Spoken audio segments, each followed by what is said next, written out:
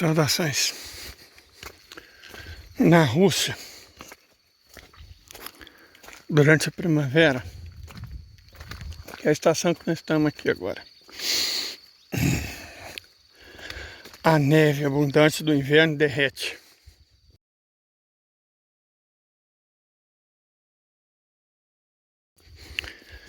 E aí, o país fica mais ou menos como isso aqui, ó, que vocês estão vendo.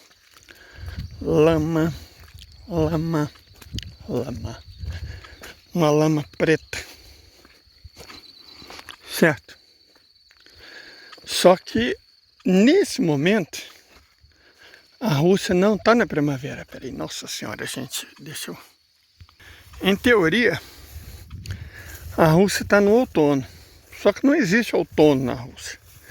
Existem 3 estações na Rússia. O verão, a primavera, que é a estação da lama, e o inverno. Somente uma dessas estações favorecem o beligerante atacante, que é o verão. Na primavera e no inverno, somente os russos desenvolveram ao longo dos séculos meios, métodos e materiais para lutar, inclusive em condições de vantagem. Porque pensa esses tanques enormes que os norte-americanos, o pessoal da OTAN, deram para a Ucrânia. Cara, na lama eles não são nada. E no inverno menos ainda. Os russos têm tanques leves e adaptados para esse tipo de terreno. Na verdade, isso foi fundamental para eles vencerem tanto Adolf, quanto antes do Adolf, Napoleão, quanto antes do Napoleão, Gustavo Adolfo da Suécia. Então, as 3 últimas grandes guerras que a Federação travou contra o Ocidente, a Grande Guerra do Norte, as guerras napoleônicas e a Segunda Guerra Mundial, sem falar a Primeira Guerra Mundial também, né, principalmente a Guerra Civil posterior, os russos transformaram a dificuldade grande do terreno numa vantagem, que é exatamente o terreno lameado ou a neve e o frio profundos. O inverno chegou. E a Ucrânia, vamos falar um pouco sobre isso. Gente, ontem mesmo nós já deixamos claro, né, que a Ucrânia já era. Todos os estados artificiais já eram. Não só a Ucrânia, como também Israel, Eritreia, Jordânia, Taiwan, Coreia do Sul. Estados artificiais são países que não existem, certo? Que foram criados para atender necessidades e caprichos do Ocidente. Eles estão condenados. Ontem nós fizemos um vídeo sobre isso. Colocamos alguns mapas para facilitar o entendimento. Mas hoje eu gostaria de desenvolver melhor o raciocínio e explicar por que esses estados artificiais, a começar por Israel e Ucrânia, logo em seguida Jordânia, Eritreia e Taiwan, e por fim Coreia do Sul, estão condenados. Gente, dá para andar na lama conversando, mas não para atravessar o mata-boa, só um momento. Vamos lá. Vamos começar com a Ucrânia. O títere comediante, né, que o Ocidente escolheu, governante legítimo, porque não quis convocar novas eleições, eu fico impressionado com a hipocrisia do Ocidente, né?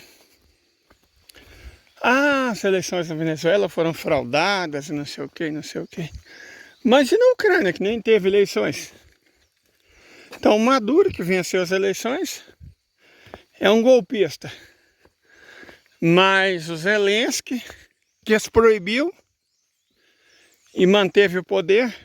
Não, ele é um lutador da democracia. Democracia é só uma palavra, nós já falamos sobre isso.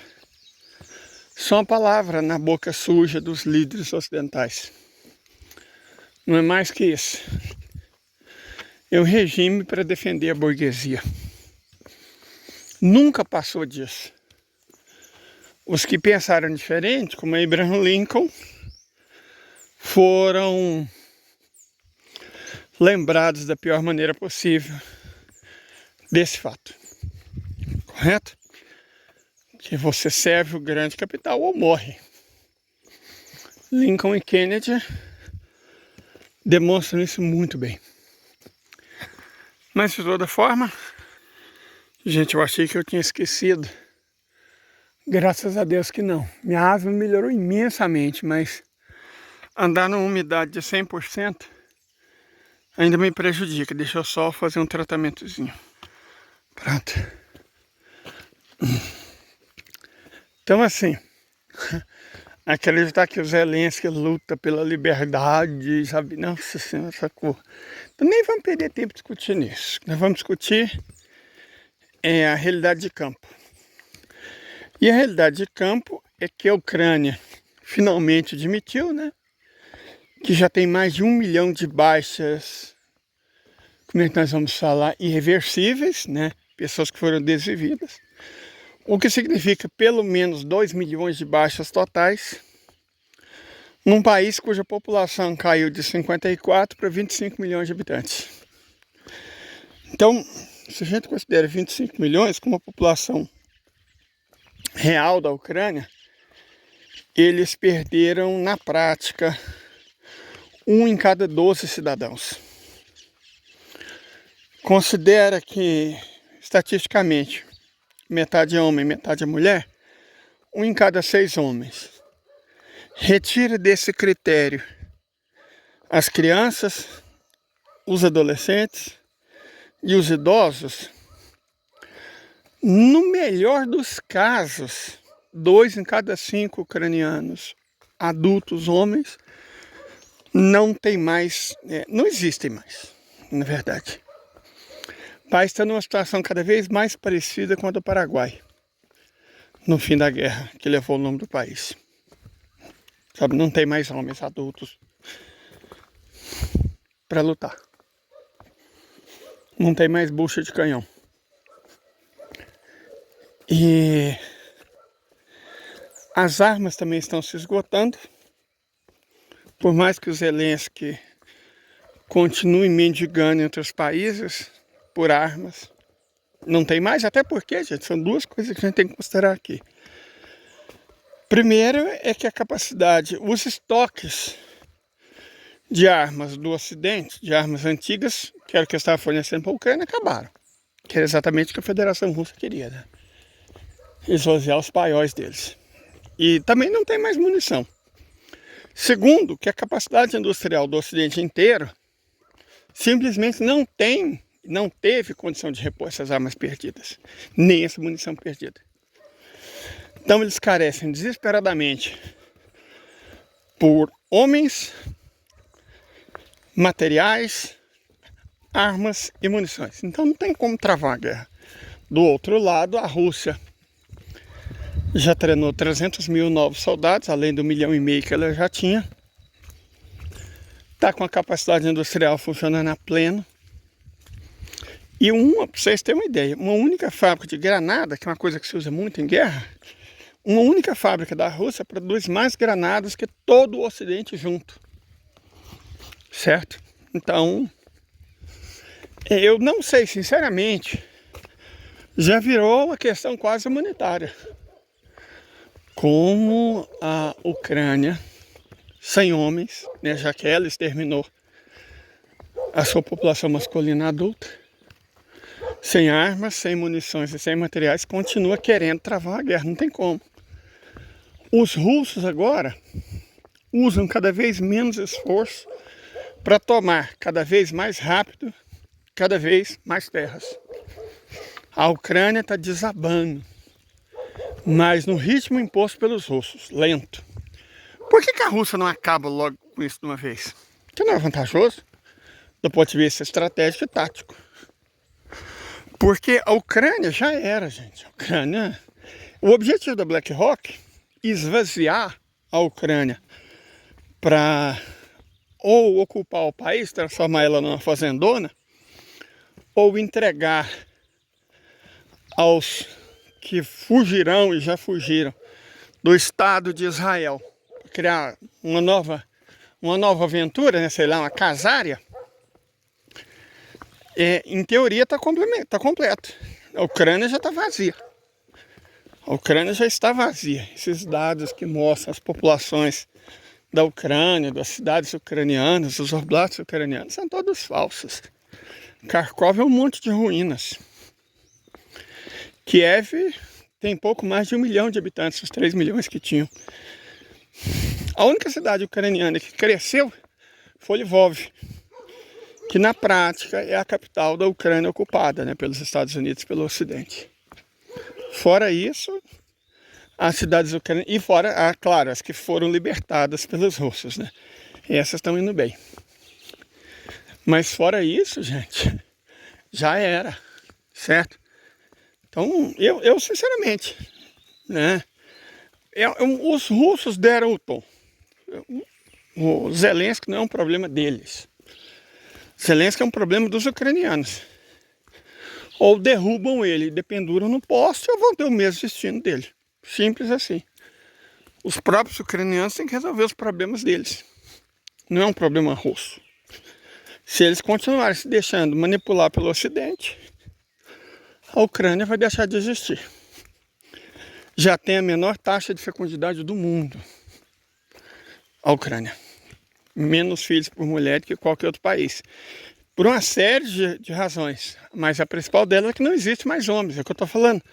A Ucrânia está se aproximando da situação com que o Paraguai ficou após o Duque de Caxias ter deixado o abatedouro que se tornou a Guerra do Paraguai, né? E aí o nosso exército brasileiro cumpriu a sua tradição, né? De eliminar populações civis. Sempre foi o grande mote do glorioso exército brasileiro. Eliminar civis em enormes quantidades, seja no Brasil, é o único exército do mundo que eliminou mais população de dentro do país do que de fora, seja no exterior. Basta ver o que foi a Guerra do Paraguai e o que foi a intervenção comandada pelo exército brasileiro no Haiti. Então, a situação ucraniana, sendo honesto, sendo franco, sem meias palavras, é cada vez mais parecida com a do Paraguai no fim da guerra. A diferença é o exército que estão enfrentando. Para a sorte dos ucranianos, eles não existem porque não estão enfrentando o exército brasileiro. Para a sorte dos ucranianos, eles estão enfrentando o exército vermelho, que está ocupando as vilas, povoados, cidades, uma por uma, de maneira lenta e metódica. Porque cumpre-se aí um duplo objetivo, tático e estratégico. Desnazificar a Ucrânia e, depois disso, a pessoa fingir que não sabe que a Ucrânia era um ninho de nazis, como foi durante a Segunda Guerra Mundial. A pessoa tem que ser muito mau caráter mesmo. Não existe nazi na Ucrânia, por favor. Então o objetivo número 1 da Federação Russa está sendo conseguido. Porque os nazis estão indo todos para a Europa, parece que já foram uns 10 milhões. Isso vai ser um problema enorme para a Europa. Daqui para a próxima geração, o que ela vai fazer com esses 10 milhões de ucranianos que ela mesma envenenou? Ou estão inabilitados, seja para o combate, seja para a existência terrena. Então o objetivo russo está sendo alcançado. O objetivo secundário. O objetivo primário, desarmar o Ocidente, também está sendo alcançado. O objetivo terciário, destruir a infraestrutura industrial. E o próprio Ocidente, economicamente, também está sendo mais que atingido. A Alemanha, cara, a Volks, por exemplo, o símbolo industrial da Alemanha, quebrou na prática. Vai fechar unidades industriais, anunciou um plano de demissões enormes dentro da Alemanha. A Volks é quebrada, certo? Tem um punhado de empresas industriais alemãs básicas que não tem mais unidade industrial dentro da Alemanha. Transferiu tudo para os Estados Unidos e para a Ásia. Certo? A Alemanha está destruída. Porque resolveu seguir o Olaf Scholz, o salsicha de fígado. Resolveu seguir o Biden como um cachorrinho fraudiqueiro. Vamos sancionar os russos. Quem perdeu não foi a Rússia passou de sexta para quarta economia do mundo. Quem perdeu foi a Alemanha, que perdeu energia barata, gás barato, petróleo barato, combustível barato, matérias-primas baratas, que era o que sustentava a indústria alemã. A Alemanha perdeu tudo isso, empobrecendo a sua população e destruindo a sua base industrial. Então essa é a realidade. A Alemanha é cada vez mais um ex-país. A situação da Inglaterra é ainda pior. E a da Suécia também é pior que a da Alemanha. O Reino Unido não existe mais. O Reino Unido é uma sombra patética do que foi. Certo? Esse é o Reino Unido. Acabou. Acabou, gente. Sério, acabou. O padrão de vida do britânico médio hoje é muito menor que o do chinês, comparável, talvez, ao do indiano e do brasileiro. O Reino Unido acabou. Esse apoio cego aos Estados Unidos contra os próprios interesses, arrasou a Europa Ocidental, que era o que a Rússia queria. Então a Rússia atingiu todos os objetivos dela, com a guerra, todos. Por isso que ela está indo devagar. Que ela não quer ter que desviar ainda mais ucranianos, que estão sendo mandados pelo abatedor e pelo Ocidente, está se lixando, né?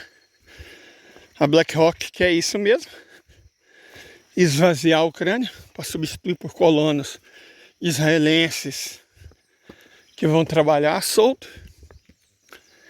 E bom, faltou combinar com os russos, né? Porque não vai substituir os ucranianos por colonos israelenses. A Ucrânia será anexada pela Rússia, já falamos sobre isso. A Ucrânia será anexada, como a Bielorrússia na prática já está. E os bálticos também serão. Moldávia igualmente.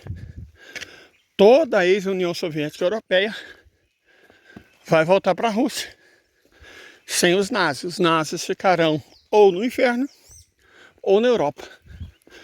Cuja diferença está cada vez menor. Então é essa. É isso. Essa é a realidade da Ucrânia nesse momento. Certo? Então vamos encerrar esse vídeo por aqui. Pegar um pouco de oxigênio e falar um pouco sobre Israel. Tenham um bom dia, muito obrigado. Curtam, compartilhem, nos siga. Assine o sininho de notificações. Fui! E obrigado a todos.